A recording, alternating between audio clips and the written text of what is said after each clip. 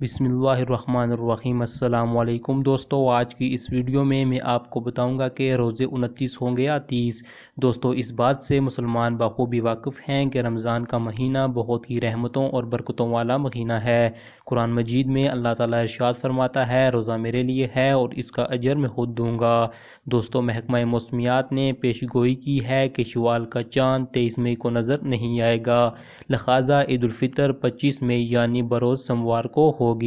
محکمہ موسمیات نے یہ بھی بتایا ہے کہ پاکستان میں عید کے چاند کی پیدائش 10:39 پر ہوگی، تاہم فیصلہ 23 مئی کو ہونے والی روحت حلال کمیٹی کے اجلاس میں کیا جائے گا۔